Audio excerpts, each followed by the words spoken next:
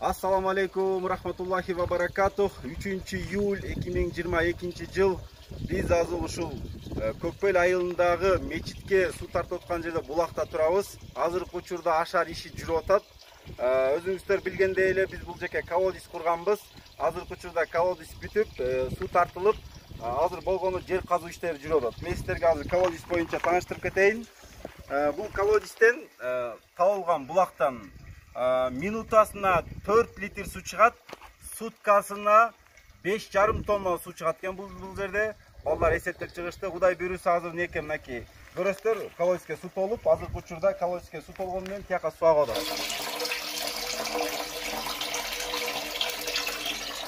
Кудай буйруса мынакей иш башталды. Ашар иши жүрүп атат. Бул бардыгыңыздарга видео отчет. Бул жердеги бизде спонсорлор бар, колунан келген жардам бергендер бар, тамашын алып келип бергендер бар, суусун бергендер бар, ашар ишине жүргөн балдарга кичине болсо да акчалай суу алууга деп бергендер бар. Бардыгыңыздардын садакаңыздарды Аллах кабыл кылсын. Кудай буйруса бул булак ушул мечитке канча жыл кызмат кылат деп буйруса, биз 100 жыл кызмат кылабы, 200 жыл кызмат кылабы, Кудай буйруса чоң бир сооп иштерди иш жүзүнө ашырып атабыз. Билесиздер, жөн эле бирөө суу сап турса, ошону суу берип койсоң, суусундугун кандырган болсо, бул кандай чоң сооп. Эми элестетиңиздер, канча жылга суу агып, канча адам суу ичет жолдон өткөн, канча адам даарат алат. Бул эң чоң сооп. Ушул видеону көрүп, ушуга бир жардам бербей, көз караш менен карап отурган болсоңуздар, кийин өкүнүп калышы мүмкүнсүздөр. 1 сомдон болсо дагы ушу суу чыгарууга өзүңүздөрдүн салымыңыздарды кошуп калыңыздар. Бардыгыңыздарга Аллах ыраазы болсун. Ашар иши жүрүп атат, мына көрүп атасыздар. Акамдагылар иштеп атышат, ашарда иштеген балдар, Көкбелдин балдары.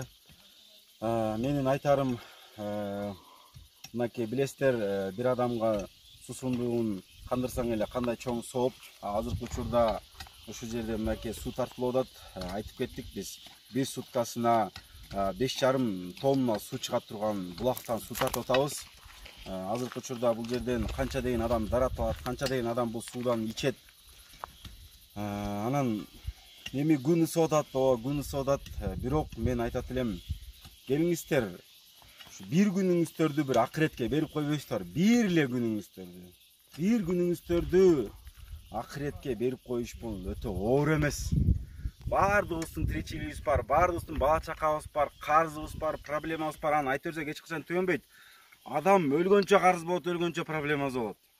Бир күн акыретке берип коюңуздар, сонам сиздерден. Мисалы үчүн мондай кылса болот. Мына жерден азыр бир поколение келсе, например, бир поколение келип, 10 адам келип туруп, 100 метрди алып, 10 метрден, бирден бала 10 метрден туруп, ар бир поколение бир 10 метрден балдарын алып келип туруп, 100 метрден казып берип койсо деле канча деген иш бүтүп калмак. Эртең менен келип түшкө чейин бир адам кантип 10 метр каза албасын? Кантип 10 метр каза албасын? Эртең менен салкында келип түшкө чейин иштеп берип койсоңуздар деле кандай чоң сооп бул. Көп адам түшүнбөй атасыздар. Үйдө жаткандар болушу мүмкүн, көлөкөдө, же ысык жерде иштеп аткандар болушу мүмкүн. Бирок акырет үчүн бир күнүңүздөр берип койсоңуздар, бул сиздер үчүн эле пайда бул. Башкалар үчүн эмес, сиздер өзүңүздөр үчүн эле пайда. Ошондуктан мен чакырат элем, келиңиздер, поколениялар сүйлөшкүлө, давай мынча барайлы, саат мынчада кылайлы деп. Бул ар бир адам колунан келет болуш керек, бир күн акыретине берип коюш үчүн, бир күн сооп алып коюш үчүн, бир күн бир Кудай үчүн иштеп коюш үчүн, бир күн бир мечит үчүн иштеп коюш үчүн. Бул кыйын эмес деп ойлойм да. Келиңиздер, ушу бир күнүңүздөрдү берип коюңуздар бир жакшылык ишке. Бул видеону көргөндөр ушу бөлүшүп коюңуздар, бардыгы көрүшсүн. Рахмат, ассаламу алейкум.